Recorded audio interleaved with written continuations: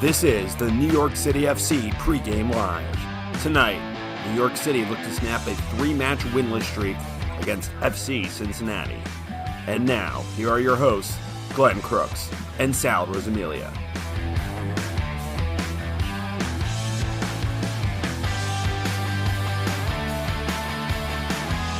And here we are. What's happening, everybody? I'm Glenn Crooks. This is Sal Rosamilia. We're at TQL Stadium, a beautiful spot here in Cincinnati, Ohio. And there's a little look. Teams have not yet emerged for their warm-up activity, but we'll probably see them pretty soon. Sal, how you doing? Doing great. Thanks for having me again. Nice to have you. And, well, this is the story that really is at the top of the broadcast and should be is Keaton Parks. So before we get into all the other things, Keaton, if you happen to be watching, it was announced today that he'll be undergoing surgery, a very similar procedure to what he had last year to repair a blood clot in his right calf area. So he's going to be going through some of the same things in terms of recovery and rehab, which at times was rather grueling last time around. So your first feel for Keaton, who was having an exceptional season coming off of that surgery, and now we'll have to muster up the mentality to get through it again. And it's also a huge loss for New York City FC in their midfield. So if you hadn't heard, Keaton Parks is there's no timetable at all, but it was announced today that there will be surgery to repair a blood clot in his right leg again. So tough news there to start. Terrible. Yeah, first thoughts, prayers go out to Keaton on this horrible injury. You know, it's a little discouraging in the fact that you said it's the same leg, same kind of thing as happened before. The encouraging part is he was able to come back after that and really play at a high level, like you said, from a team perspective, taking the personal side out of it with Keaton, and hopefully he can do just fine coming back. But from a team perspective, such a huge loss. He's a vital part of that midfield, and coming back from the injury really seemed to be hitting his stride. So yeah, he was doing some of the things that he maybe struggled with, and he was building on his ability to shoot on frame with precision and power, and had worked a lot on that. Worked a lot on being better in the air in front of the goal at 6'3". At 5'4", I always say the 6'3" guys, they better be good in the air, you know. So I would kid him every now and then about that. But it's, in both boxes too, important to say. So a big part on restarts, corner kicks, free kicks, long throws, which some teams have a big part of it. So you're losing a presence in both penalty areas. So we're going to reveal the lineup during the course of this broadcast. So we'll have the 11 for both New York City FC and Cincinnati. FC Cincinnati. They have struggled in this series, no question about it, but they've struggled against almost everybody until this season. But New York City has won all 6 games between the two sides, outshooting Cincinnati, outscoring, I should say. They've outshot them as well. But it's a plus 17 goal differential, 22-5. But it's a different team under Pat Noonan. And in a moment, we'll get Sal's thoughts on Cincinnati. But let's focus on New York City. Before we continue, it's Ronnie Deila, the head coach, MLS Cup, and then departs in the midst of an 8-game unbeaten string. Ronnie now with Standard Liège in their preseason in Belgium. And Nick Cushing, the natural replacement, he's the interim manager, was Ronnie's top assistant during the entire time that Deila was with New York City FC. But it's been a struggle result-wise, coming off a 21-day break, 1-1 against Colorado, then the 3-0 loss in the U.S. Open Cup to Red Bull at Red Bull Arena, and then Philadelphia in what was a particularly crazy final 10 minutes of that match. But New York City equalizing late, but in the 6th minute of stoppage time on a deflection, Corey Burke scores to win it for Philadelphia 2-1, and then the Union vaults over New York City into first place in the Eastern Conference as well. So it's been a difficult start for Nick Cushing just in general, but also he doesn't have a win. Yeah, and let's get that out there. Now, by no means do I think that the 3 games without a win for Nick Cushing is Nick Cushing's fault. You know, the transition from Ronnie Dyla to Nick Cushing is a smooth one. As you mentioned, these 3 games have come off an international break. And that was going to be difficult because NYC had a lot of players away. So you couldn't really keep the whole team together during that time and keep any sort of fluidity. They came in before the break on a great stretch. Since the break, and I think whether Dyla was here or not, right, those and that's were what going you to be tough games. You just can't. That's the sort of thing, because you're hearing the rumblings. I mean, there have actually been some tweets which I found inordinately inappropriate, suggesting that the team maybe is not playing hard for Nick Cushing, or they need to get it together just because Dyla's gone. And I don't see it that way at all. It's a matter of circumstance. But yes, from the human condition side of things, oh, no doubt, you want your first W, you want your first 3-point game as the guy who's the manager, the leader, because that's, it starts at the top. Yeah, it depends how you want to look at it, and you're absolutely right. And Nick is feeling it. But to think that the players wouldn't play for a manager at this level, a team coming off an MLS Cup championship with a lot of really, really good high-level MLS professionals, is ridiculous. These are pros. They're going to play for whomever the manager is of the team. And again, this is a smooth transition. This is not an outsider coming into the club that all of a sudden is trying to change everything. There's been maybe some subtle changes in the approach from Nick Cushing in the first 3 matches, but nothing major, nothing that should have done it, other than they came off a break where a lot of players were spread out all over the country, all over the world, and you're trying to get back. Red Bull in an Open Cup quarterfinal at Red Bull Arena was always going to be a difficult game, 0-0 at half, and then it sort of got away from them in the second half. Philly is the top team in the East, so you were moments away from getting a well-deserved and a well-earned. Well, New York City was topped point going into that game, and then left in second place. And but this is a great one to come into. You had mentioned 6-0 all-time against FC Cincinnati, 22 goals for, only 5 against. But this is not the FC Cincinnati that they've played in the past. But before we leave New York City, a guy who returned to the lineup after nearly 260 days absent from competition was Anton Tinnerholm. And it was really a critical move in the match. Nick Cushing at halftime replaced both fullbacks, Tavon Gray on the right, Chris Gloucester on the left. Almondson came in on the left, and then Anton Tinnerholm, really a triumphant return. He added energy, inspiration, and then he is the one who drew the handball violation where Castellanos converted for the late equalizer. And before the game, and when Nick Cushing did his pre-match presser with the media, which was yesterday, he assumed that Anton Tinnerholm would be a part of the squad tonight and perhaps was a candidate to be in the 11. But we've learned later, and congratulations to Anton Tinnerholm and his family, a new baby born this morning. So Anton is with his wife and his family, and did not make the trip, so he will not be available. But this was Nick Cushing yesterday talking about the return of Tinnerholm. I thought his introduction for the team was really good because, firstly, to get him back, he's been such a pivotal player over the first season and a half until he got injured that I've been here. So to get him back, of course, makes us a stronger team, not just because he can play, but because he has experience and he's a really valuable member of the squad. And I think in the game, it gave us an injection, a little bit of life. I don't say so much it was because we put better players in. It was more because we needed something different. And I think changing the fullbacks instantly gave us a little bit more width in the game and a little bit more energy in the game because we played so many games. Well, especially Tinnerholm, who 9 goals, 23 assists in 110 games now as a member of New York City. And he's 31 years old. He came back. Talk about coming back from serious injuries. His was an Achilles and surgery. And he looked very good. Rushed a couple of things at times, but otherwise he looked fine. You're talking about before the injury.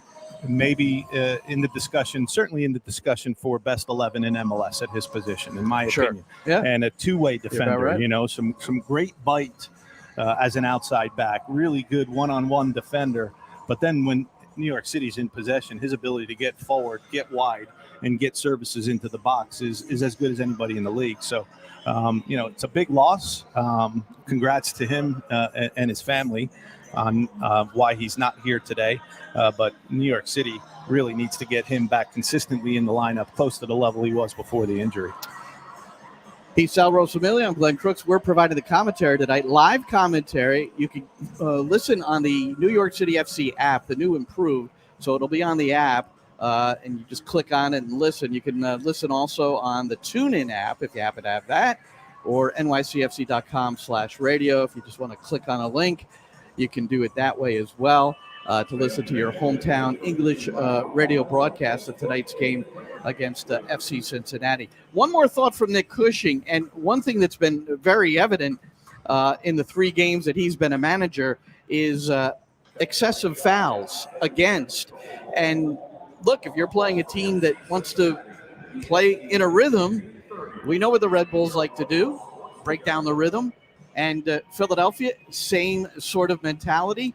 And so Cushing addressed that earlier this week as well. In those moments, there's nothing we can do. In those moments, we rely on the referees and we rely on the officials to manage and control the game so that isn't consistent. And, those numbers would say to me that hasn't happened. If they're unusually high numbers, then the explanation is that teams have been successful in their tactic of spoiling our rhythm by fouling. There's nothing we can do about that other than hope that the referees can see that and that they have a strategy to control that. You're right? So listen, you're down there a lot. Sal not only is an outstanding commentator, former great goalkeeper, but he's a match director, which means he's helping to assess some of the things that Nick Cushing just described. So what's your assessment? Yeah, I mean, you're absolutely right. You mentioned it when you play a Red Bull, who's a high press and counter-pressing team, and Philadelphia Union, a similar style, maybe a bit more in possession than Red Bull, but certainly like to press and counter-press when they can. When possession is turned over in the middle third of the field, those teams are going to clutch and grab and foul. What you want to try to do to counteract that sometimes is maybe bypassing the middle third of the field. Can you get more possession in the final third so they can't do those fouls? Or if they're going to, your free kick situations are going to be much more dangerous. There's nothing you can do about it. The referees are going to call fouls that are there, and I think they've done that. Yeah, the frustration part, you have to manage the frustrations perhaps a little bit better is what you can do. You hope the referees do their job, and then you hope that you manage the frustrations of not being able to play how you want to. Look, this is the championship, MLS Cup champions. Teams are going to come gunning for you. Teams are going to know how you want to play. And if you let them know that this is a problem for you and you don't like to be touched, well, what are you going to tell them as coach? Let's grab and this look who's guy on the game. Armando Villarreal. He was doing his 178th game in the middle. He was on the game New York City FC against Portland at the MLS Cup and failed to call the late foul in the waning seconds when Portland equalized in regulation. So I think there is a bit of a history there. Villarreal, my observation over the years with him is he lets the boys play, but referee, a referee's job is to, and look, that's one of the points of emphasis is to not permit teams to break down the rhythm of the game. The pro referees, Howard Webb has said it, it's they want to see more of the beauty of the game. And look, you're always going to do what you can do that's best for you to try to win the game, but then it's up to the referee. They have a lot of responsibility. They have a lot of pressure, but one of their missions this year is to help maintain beauty in the game when possible. Maybe a little bit better job could have been done in the last 2 matches we've seen New York City play, but they also have to control their emotions better. No question about it. And no again, question about it. Two matches ago in the Open Cup, it wasn't the pro referees officiating that match. That's true. So it was a different group. Yep. And Armando Villarreal is always consistently year after year one of the highest rated referees in MLS. Yeah. So Again, if teams are going to foul, all the referee can do is blow the whistle, right? He's got a couple of tools, 3 tools, really. He's got his mouth. He can talk to players. He's got his whistle. He can blow and call fouls, and then he's got his cards. Well, here's one thing. The MLS disciplinary committee had some things to assess. So this entire release is from the Philadelphia New York City game. The only person getting suspended, none of the players, but getting the red card, we recall, was the trainer for the Philadelphia Union, Paul Rushing, who's a legendary figure in Philadelphia. And then they tacked on an additional game, which I think is completely appropriate, because I think what he did in pushing Nico Acevedo was completely inappropriate. But again, how are things controlled, the emotions? And then this is Jose Martinez, who I think had an excellent game for Philadelphia. Their holding midfielder, the defensive midfielder, maybe their MVP, maybe the game man of the match for either side. This was Martinez leaving. And if you take a close look, he is looking up at the New York City FC supporters. And yes, those are the middle fingers of both hands extended to the supporters. He got fined. Yeah. So he got fined for that, not suspended. So we've got to look. The season series is over. They could be to get in the playoffs. For the New York Red Bulls and New York City FC, they still have 2 regular games left. July 17th, Red Bull Arena. You'll want to be there, I think. I think the emotions isn't that game, what we want in this country for soccer? Or aren't we glad that MLS has reached this level where there are rivalries, there are games that mean a lot, not just to the supporters, but also to the players? This is everything we had hoped for many, many years ago that we would see in this country. So I have no problem with it. And you're right. The extra game suspension for the Philadelphia Union trainer, absolutely appropriate. No, players shouldn't touch each other, but there's almost at times you expect perhaps that to go on. You never expect a coach, anybody from the technical area, anybody from the training staff to ever get involved with players. That can't happen. It's unacceptable, and the league has taken care of it. I will say this. There's nobody more beloved on a team amongst the players than the kit man and the training, the physio, right? So if you're a Philadelphia player, you're loving what they did, but really just as a neutral looking at it, there's no place in the game for what happened. No. Mo Adu put out a very positive tweet about, well, I would call it positive. He was, kind of goofing around with it. Paulie, he called it, which they're obviously very close. And, kind of getting it done, or I don't know. I'm not ambivalent on it, and I look at it from the sporting side, the coaching side, and I know if one of my support staff did that, I think the suspension that I would partake would be greater than what MLS gave out. If it were one of my support staff, that's all. Because, support staff doesn't get involved like that. You just don't. My assistants don't get involved like that. If anybody's going to get involved, it's going to be me, the head coach, and then the players got to back away too.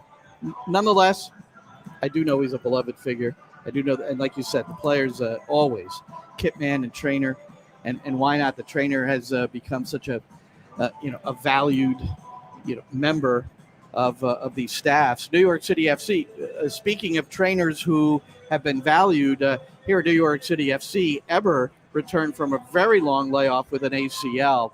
He's going to be in the starting lineup tonight. Tati Castellanos was left home. He is suffering from an illness. It's not expected to be anything that will keep him out for any great length of time. There's an expectation that he'll be back in training on Friday. But if you are sick, and it's not a health and safety protocol, or we would, I think, see that coming out through MLS and the club. But Castellanos will not be available tonight. So New York City is without several parts. We talked about Keaton Parks and his difficulty with more surgery. Santi Rodriguez, yellow card accumulation, he's out. Thiago Martins still out with the bad ankle. Anton Tinnerholm with the birth of a child, he's back home. And now Tati Castellanos. So it's a thin bench. It's going to be 2 goalkeepers on the bench, and Eber getting just his 3rd start of the season. And it's been a struggle for Eber returning to that 2019 form when he took the league by storm. And a struggle to get into the lineup with the form that Tati Castellanos has been in the last couple of seasons. But you look at the history that Eber has had with NYC, 31 career starts, 18 goals, and 6 assists. So this is a very, very productive player, and this is an opportunity for him. Only 2 starts that you had mentioned this season, to get a start, to hopefully go a full at least 75 and really make an impact on the game. And New York City is in a spot where they need that. You mentioned all the players out. What's the most important part of any team? Right down the spine, right? Starts with the goalkeeper, your center backs, your center midfielder, and then who you have up top. Well, they're missing, other than Sean Johnson, at every single level, right? You're missing your center back in Martins. You're missing the midfielder in Santi Rodriguez, and you're missing your big time goal scorer up top. So, and there you see the starting 11 scrolled in the bottom section there. But you're right. So Gabriel Pineda, he'll start in place of Santi Rodriguez. You've got Maxi Morales back in, Tylus Magno, and then there's Eber on the bench. You see the 2 goalkeepers, Latinovic back on the bench, O'Toole. So you get an idea of how thin it is when you see guys that aren't even normally in the 20.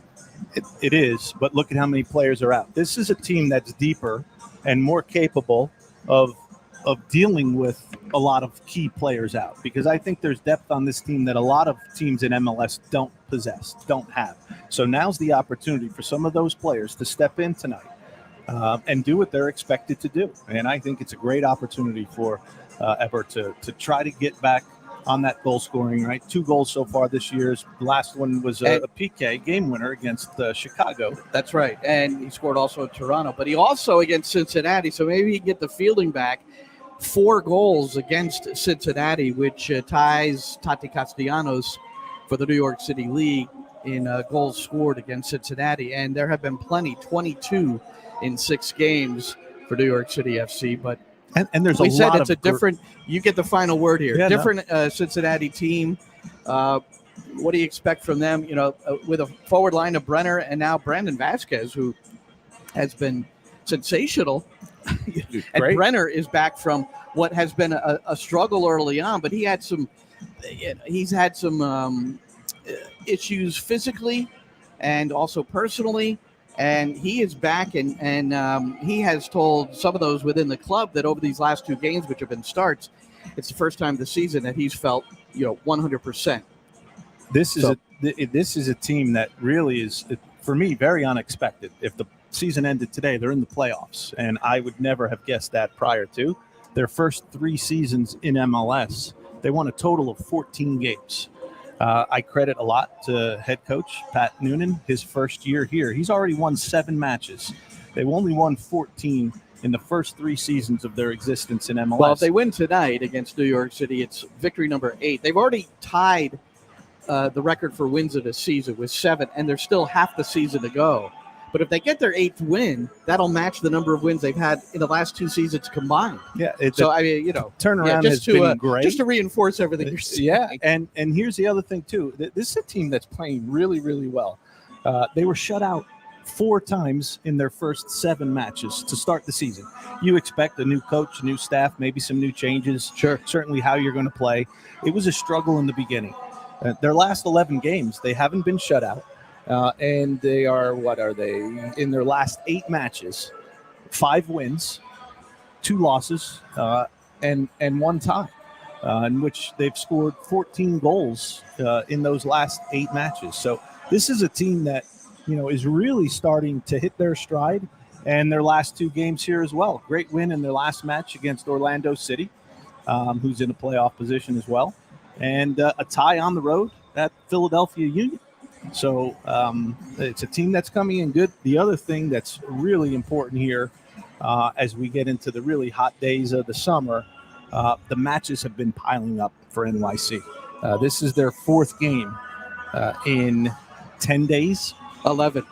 Okay. 4th and 11. I can count. You can. Where'd you go to school? Yeah, it's You went to Columbia. Kearney High School. Columbia and University of Georgia. You think Columbia would have an edge there, but soccer is not meant to be played 4 times in 11 days, and 2 of those games we already talked about, right? It was the Red Bull match, and the Philly Union match. So I'm surprised you're not watching this more closely. Sean Johnson, if you can look closely, it's in the sunlight here. He's warming up with Rob Vartugi and the keeper coach as New York City is getting ready here, and then on the other end you see the Cincinnati goalkeeper coach Paul Rogers, working with this young man, Roman Celentano. And you know a little bit about him, eh? Yeah, that's my son's Indiana. favorite MLS goalkeeper. I saw Indiana, which is where Roman was playing this past fall, Indiana University. Yeah. Great program historically and this past season. And I happen to know somebody who was able to score a goal on Roman Celentano. All right. I think every time we have you on, we get a Nico Rosamilia plug in. But yeah, I'm sure that's very exciting for him. Yeah, it's the only goalkeeper in MLS that he scored on at this point. So that's fantastic. But the other thing, though, this is key. Cincinnati, and you can correct my math. I had this as only their third game in the last 11 days, and they're coming into this match. I didn't add that one up, so there you go. Up to 2 extra days of rest. Yeah, right. Yeah, I mean, this is when the games are New York piling City up. with a short bench. Short bench on the road, third straight road match. Although it's not a real bad road trip to go to Red Bull or Philly Union, but 3 straight games on the road, 2 days less rest. It's a tough task for him tonight. All right, well, we've got something for you soon. We're going to talk all about it live. The commentary begins at 7:15 Eastern Time. Pregame show with Nick Cushing. Spoke to Nick at the hotel just before we came over to the stadium, so you're going to want to tune in for his comments there. It's the news at the top. Keaton Parks will be undergoing surgery to repair a blood clot in the same area that he had the similar surgery just a year ago, so we wish Keaton all the best. Tati Castellanos is home. He's sick with an illness, not expected to be out very long. They expect him in training again on Friday, leading into the match on Sunday at home against Atlanta United. And no Santi Rodriguez. He's out with yellow card accumulation. Thiago Martins, he continues to recover from the ankle injury. You may have seen on Twitter, he's jogging on the treadmill with the air compressor. I don't know what it's exactly called, but to help elevate his legs and not put much pressure on them as he continues to try to recover from that. But he was in that 2 to 4 week mode, and there doesn't seem to be any movement from that. So that's the way it'll go. Eber for Castellanos today. Let's see if Eber can continue his magic against FC Cincinnati. I'm Glenn Crooks. That's Sal Rosamilia. Hope you'll tune in just a few minutes. But thank you so much for joining us here from TQL Stadium. Enjoy the game, everybody.